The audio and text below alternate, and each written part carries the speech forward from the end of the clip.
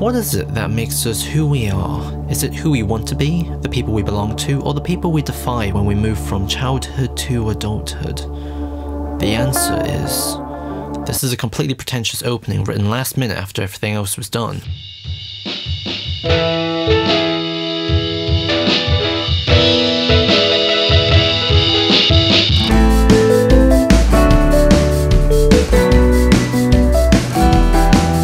So I just brought 3 trades of the initial Miss Marvel run for about £2 each. So let's party like it's 2023.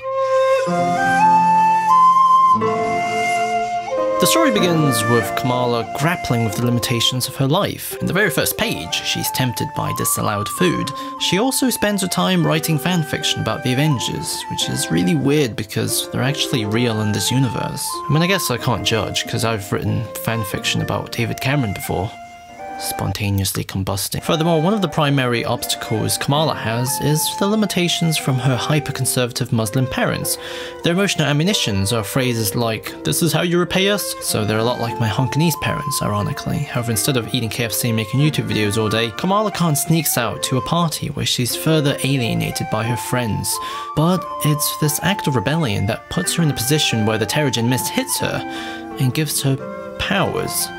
Afterwards, she temporarily daydreams meeting the Avengers, where Captain America scolds her and says, "You thought that if you disobeyed your parents, your culture, your religion, your classmates would accept you. What happened instead? They laughed at me." As a result, Kamala's insecurity is what defines her, because her failure to achieve what is socially acceptable from both her family and her friends has stripped away her sense of home. Therefore, her love for Carol Danvers and the Avengers comes from how their presence as symbols transcend her issues and allow her to review her life. So it's rather fitting that Kamala's powers is the ability to have a rubber body where she can appear like someone else and form goofy body parts. What? These powers first manifest itself by turning her into Carol's old identity, Warbird.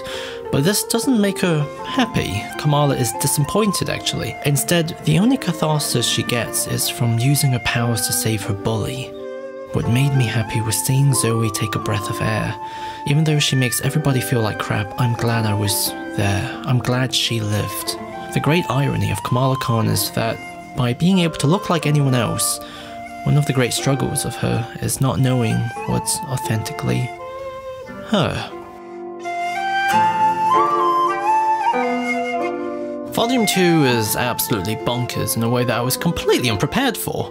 We begin with a lecture with Kamala's Muslim teacher where he tells her that she needs a mentor. Then she meets Wolverine and they fight 2 crocodiles and investigate a villainous bird clone of Thomas Edison called the Inventor. What? Logan gives Kamala a lesson in violence. It all circles around. The hurt, I mean. Sometimes you can avoid hurting other people, but it usually means you get hurt pretty bad instead. The pain's gotta go somewhere. I don't want to believe that. You're young. They then go off and save a mutant girl that was used as a power source. Afterwards, the Avengers inform Medusa of Kamala's existence, so she then sends Lockjaw, which Kamala happily adopts. After an adventure, Kamala is wounded and she's brought to Attilan, where she discovers the mist had turned her into an Inhuman, and not a mutant. Furthermore, Kamala carries on chasing Thomas Edison's bird clone, where she discovers, and I'm not joking, a carbon-neutral energy generator powered by harvesting the heat from self-loathing young people. And I say self-loathing because, as they explain themselves, the planet is overpopulated. We're an extra generation, we shouldn't even be here, but we can do this. We can give our lives for something. Seriously, this is the solution? We're supposed to roll over and become human batteries so the adults can max out their air conditioners and credit cards without worrying about the future? Kamala is then able to convince them to join her against the Thomas Edison clone after he takes Lockjaw and they blow up his lab, so everything is okay. Kamala then proudly showed that by working together, the kids of tomorrow can face the future with pride. It's a very, very weird story.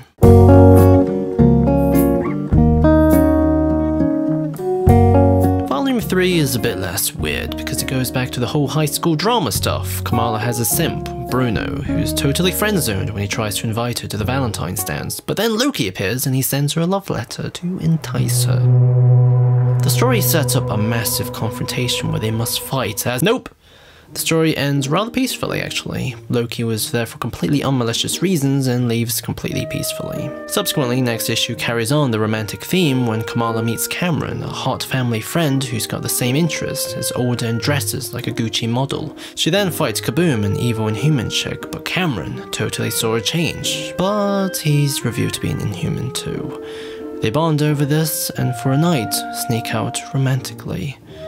Kamala even accidentally asks him to show her his willy, and poor Bruno is dwarfed by this Gucci alpha male. However, a new twist, Cameron is revealed to be a secret douchebag. He kidnaps her and tries to get her to join an evil Inhuman family with the same chick from before. Kamala secretly calls Bruno. He then runs off to try and save her, but gets captured. Well done, mate. But they escape together via garbage chute, where they find comfort in each other, in the best of times and in the worst of times. Aww. Kamala shares a lot of similarities with Miles Morales. She's a successor to an established character while coming from a completely different ethnic and cultural background. There's also a strong focus on community, deteriorating self-esteem, and a deeply confused self-identity. However, the big difference comes from how incredibly jolly, delightful, and more importantly, sovereign Kamala is, because where Miles inherited Peter's supporting cast, Kamala gets her own and is not confronted with the legacy of her identity. Miss Marvel, in quotation marks, as a symbol comes from a far more superficial identification for the reason that when asked who she wants to be at the very beginning, Kamala replies, "Right now, I want to be beautiful and awesome and butt-kicking and less complicated. I want to be you, Brie Larson." She's not motivated by a heavy mixture of guilt and liberation like Miles is. She's instead fallen in love with an artificial idea, a standard that is ultimately a load of bollocks, but it affects her. On one hand, this contrast comes from the fact that they're, two different characters with different personalities and circumstances. But on the other hand, it also has a different angle when it comes to examining self-identity. This is the bit where I go off on the academic stuff, so feel free to start daydreaming until the sad piano music ends. As Anthony Giddens defined, self-identity is not a distinctive trait or even a collection of traits possessed by the individual. It is the self as reflexively understood by the person in terms of her or his biography. In other words, how we understand who we are is different to who we actually are. Identity and self-identity are two different things. For Kamala, her self-identity starts out as not understood under the contents of what she actually is or what she can offer, but it's reviewed in relations to an impression of happiness that is simply irrelevant.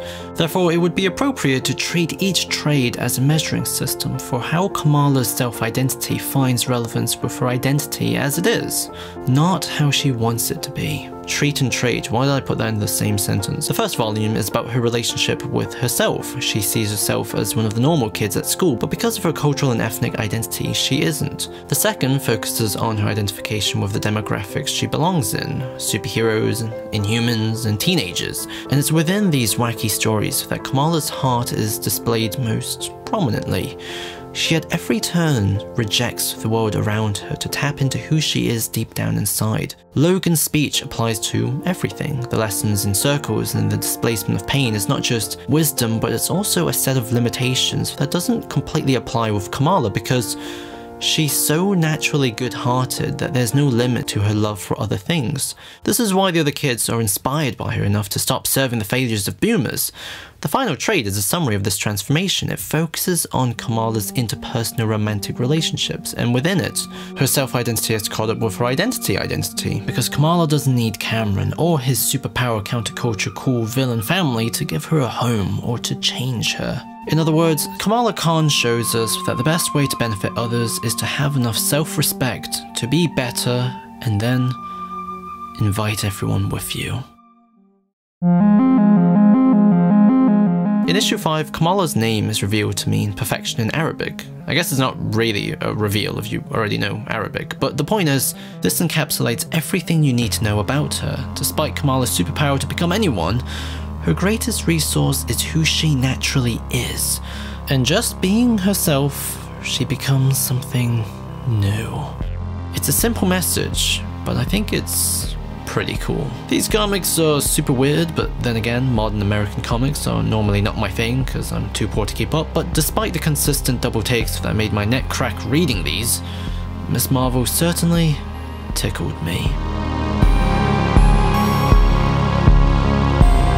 write that? What am I, 5?